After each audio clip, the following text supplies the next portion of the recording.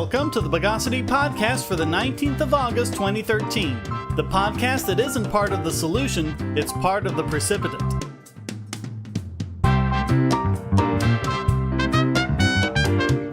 This is your host, Shane Killian. Let's coagulate the news of the bogus. Supposedly we need government to step in when the market fails, but in Detroit, it seems to be the other way around. The government has failed, so the market is stepping in. With payments and city services canceled, the free market, in other words, private citizens working together, are picking up the slack. For example, 26-year-old Andy DiDeRossi has started up his own transportation service. Using some old Greyhound and school buses he started the Detroit Bus Company, taking citizens to locations such as the Detroit Metropolitan Airport. What you want to bet he's dropping off more than he's picking up? DiDeRossi says that this is a city function and that his company shouldn't be a permanent solution. But why not? Private bus services have always been run more efficiently than their municipal counterparts. Maybe he'll change his mind, or maybe someone else will come along and make it a permanent endeavor. Meanwhile, trained citizen volunteers help the police patrol dangerous neighborhoods. Another boards up abandoned homes. Tom Nardone took his riding lawnmower to the city parks to help keep them up, and other citizens joined him. They're also helping to restore a bike path the city hasn't maintained since the 80s. Supposedly we need government to do these things because the citizens can't. I don't know, seems like they're doing okay to me. Here's hoping they stand as an inspiration to other cities to replace their inefficient services with quality private endeavors.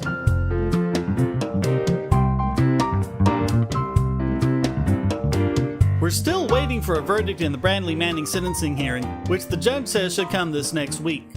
But there has been a bit of good news. Previously, this podcast covered the fact that Manning could conceivably be sentenced to 136 years if he's given the maximum sentence on all charges and ordered to serve them consecutively. Now that number has been reduced to 90. Colonel Denise Lind, the judge and the court-martial, agreed with the defense that a lot of the counts should be combined. For example, 2 counts on a charge carrying a maximum 10-year sentence have been combined, so he'll serve no more than 10 years for both charges. The defense didn't get quite all they want. If they had, Manning would be facing a maximum 80-year sentence instead of 90. Details of her ruling are sketchy. Reporters in the courtroom said that Lind read the decision way too fast, 180 words per minute according to The Guardian. Journalist Alexa O'Brien said that she has, quote, no respect for the public and press, and that the ruling was read way too fast to transcribe. Still, this may be a good sign for Manning. The defense is also calling more than 20 witnesses to speak on his behalf. For someone whose actions cannot be shown to have harmed a single person, but who gave the American people and the world at large very important information about what our government has been up to, it's ridiculous that he's facing so many years. Still, this is encouraging. Here's hoping for the best possible outcome for Manning. You say you don't like Bitcoin? Why not? Oh, because it's not gold. No problem. Just go to coins.bogosity.tv and you'll be taken to Coinable, where you can buy gold or silver coins or bars with your Bitcoins, with literally up-to-the-minute spot pricing. Now there's no reason not to jump on the Bitcoin bandwagon. Whether you're a Bitcoin miner, service operator, Bitcoin business owner, or market speculator, you can get gold and silver from reputable dealers. And Coinable has Bitcoin liquidity for fast processing of your order. Coinable even utilizes a special shipping infrastructure to ensure that your investment arrives safely at your door. And you know what? By going to coins.bogosity.tv, you won't pay a Satoshi more for your purchase. But you'll help this podcast. You can even sell your gold and silver for Bitcoin as well. Coinable is your Bitcoin to gold marketplace. So go to coins.bogosity.tv and start turning your Bitcoins into gold now. Meanwhile, government kills children and faces virtually no consequences as a result. And I'm not even talking about drone strikes here. Joshua Hill and his wife are mourning the death of their daughter Alex, directly the result of Child Protective Services. She was taken from them last November for, quote, neglectful supervision. And what did this entail? They were smoking pot while she was asleep. That's it. Alex was never hurt, never put in danger, was never sick or hospitalized, and never had any issues at all. Until CPS took her, that is. They placed her in a foster home, and whenever Hill saw her, she had bruises on her and mold and mildew in her bag. Then he got the call no parent wants to get. His daughter was in the hospital. They wouldn't tell him why or what had happened. When they got there, Alex was in a coma. 2 days later, she was taken off life support. Hill was less than 4 months away from getting her back. The foster mother has been arrested for murder, with bond set at $100,000. But what about the CPS workers who took Alex from her loving parents for no good reason? Will anything ever happen to them? Doubtful. They're already trying to pass the buck. They're blaming the agency Texas Mentor for failing to do a good enough background check on the foster mother. But the fact remains, if they'd never taken her from her family for such a bogus reason in the first place, this would never have happened. This sort of thing happens so often, in fact, that it's impossible for anyone to say it isn't foreseeable. Why is it that the government completely avoids being held accountable every single time?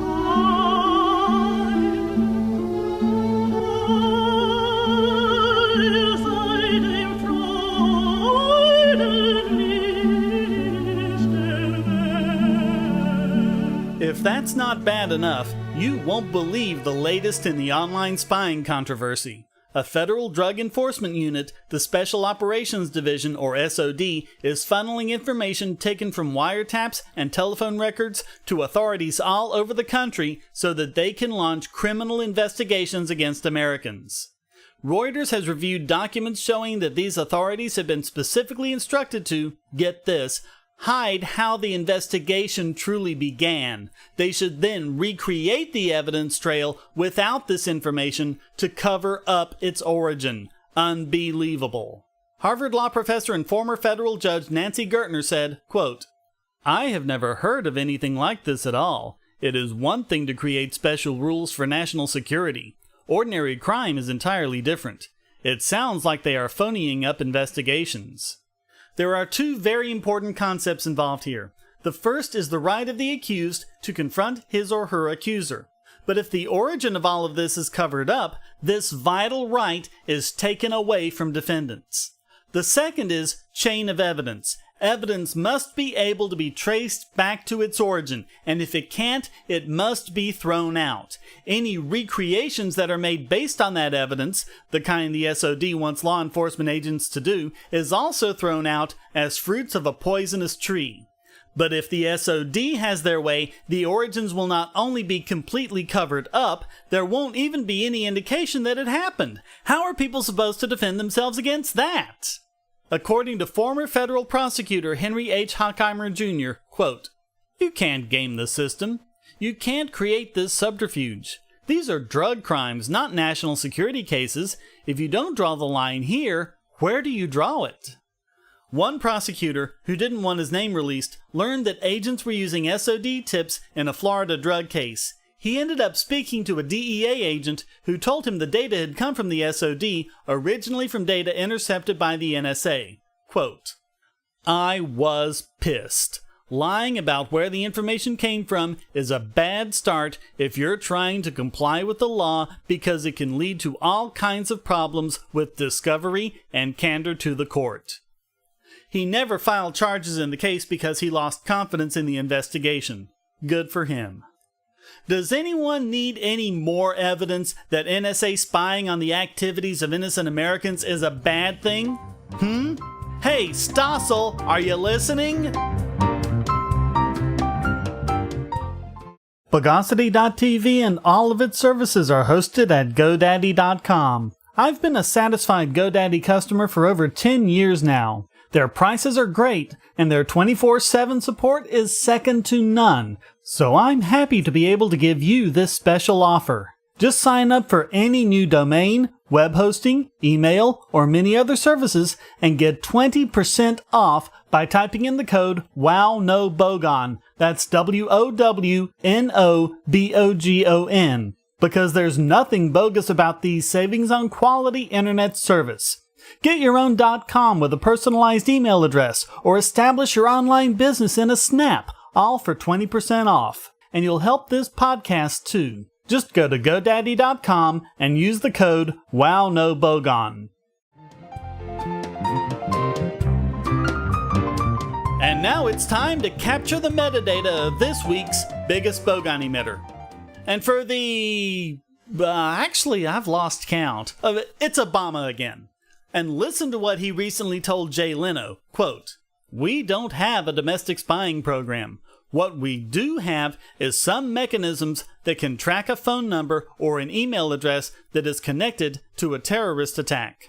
Hey, didn't we just cover the fact that federal agents are passing on this information to local authorities to be used to make criminal drug charges against people? And he says they don't have a domestic spying program. Once again, he's either incompetent or he's lying. At this point, I honestly don't know which is the more generous conclusion. He also said, quote, "The odds of dying in a terrorist attack are a lot lower than they are of dying in a car accident, unfortunately." Well, he actually did tell the truth about something, but of course, he picked something that kills a lot of people. Here are some other things that the average American has greater odds of dying from than a terrorist: heart disease, cancer, diabetes, pneumonia, hot weather, electricity, a train, a bathtub, your bed, lightning, peanuts, and even deer. In fact, you're 8 times as likely to be killed by a police officer than a terrorist. You gotta give it to him. It takes skill to use a truthful statement to mislead people like that. And it's that skill that gets Barack Obama yet again named this week's biggest Bogon emitter.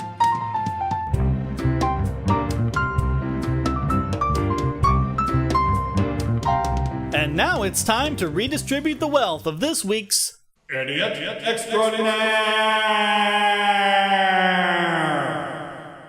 And this week, it goes to Jillian Berman of the Huffington Post for an article she wrote entitled, "The Rich Are Hoarding Cash and It's Making Us a Lot Worse Off."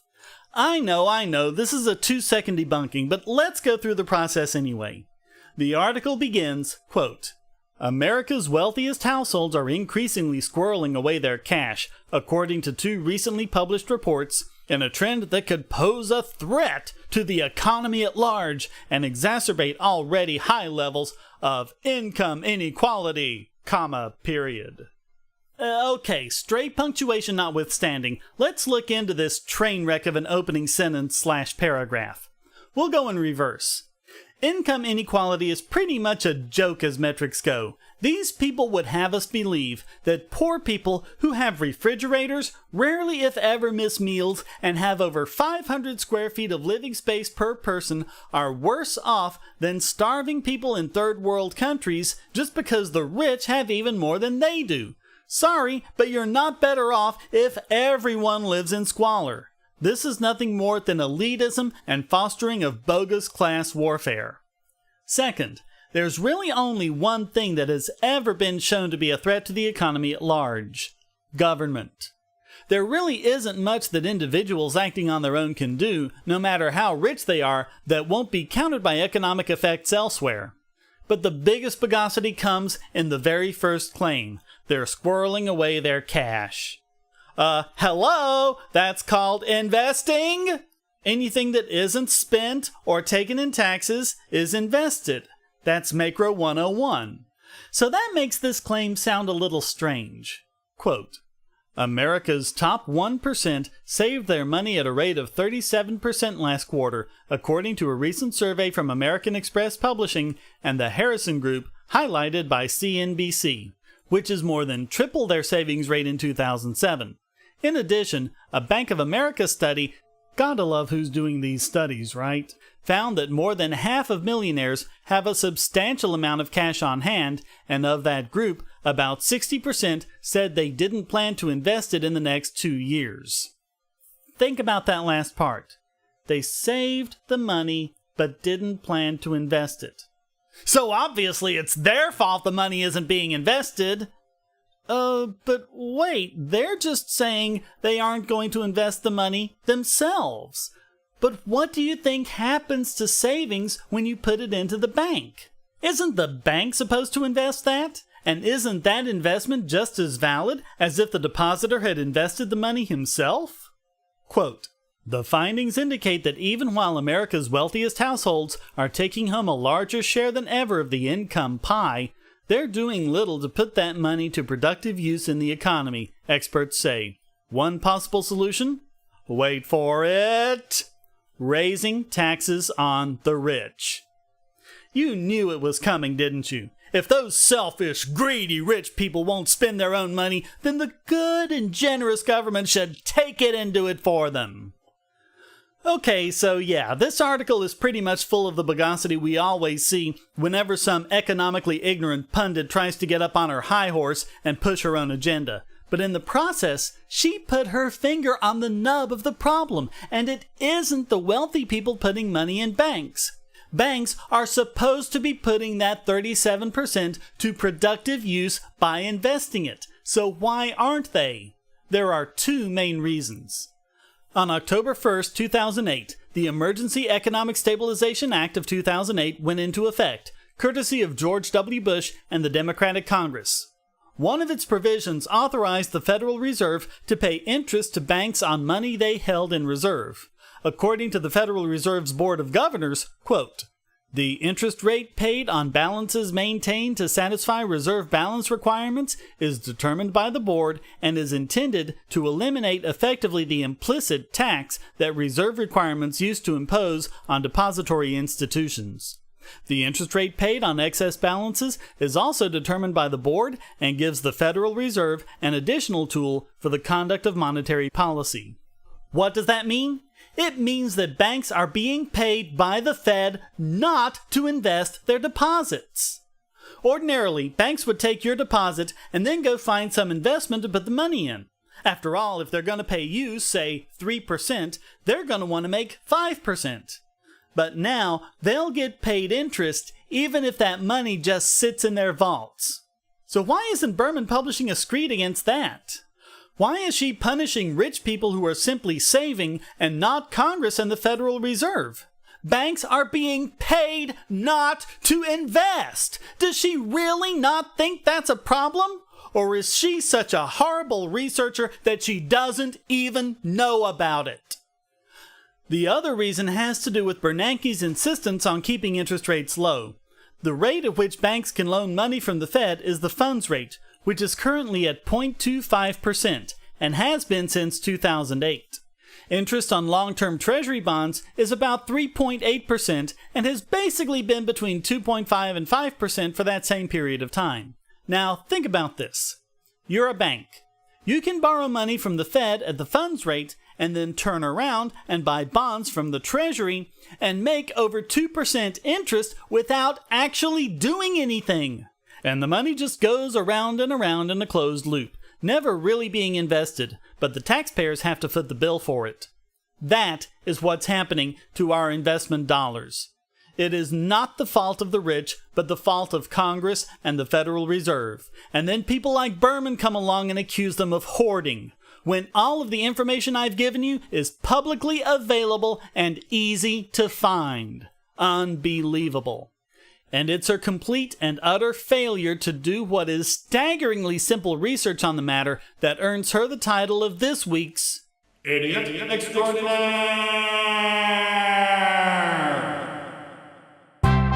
Well, that wraps up this regular price $4 edition of the Bogosity podcast. Please visit the forums at Bogosity.tv, where you can read the show notes and join the discussion on these and other subjects. This podcast is free but not free to produce, so please donate via PayPal or Bitcoin at the top of the Bogosity.tv website or down the right-hand side of the podcast page and give generously to keep this podcast going.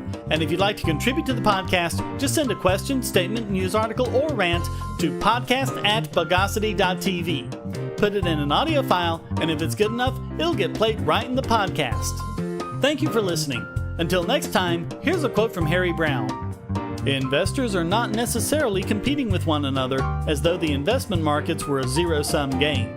If they were, they'd have died out years ago. replaced by casinos that offered free drinks as you gamble.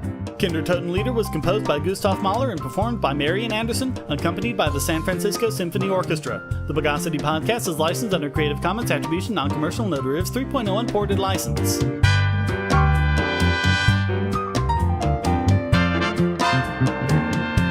Bogosity.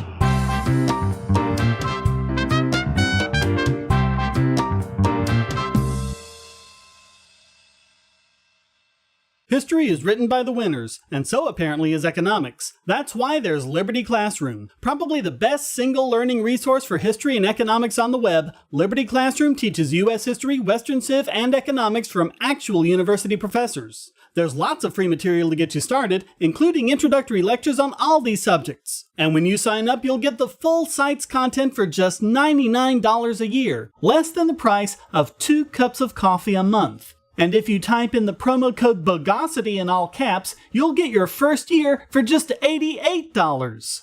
Lectures are available in both video and audio format, so you can watch or listen to them on your computer, your phone or tablet, or in your car. Learn at your own pace about the subjects you're interested in and become a more effective debater. You'll also get access to lots of supplemental materials and even the professors themselves via the discussion forum and even live video chats. Inform yourself against the myths and propaganda of our society. Visit libertyclassroom.com.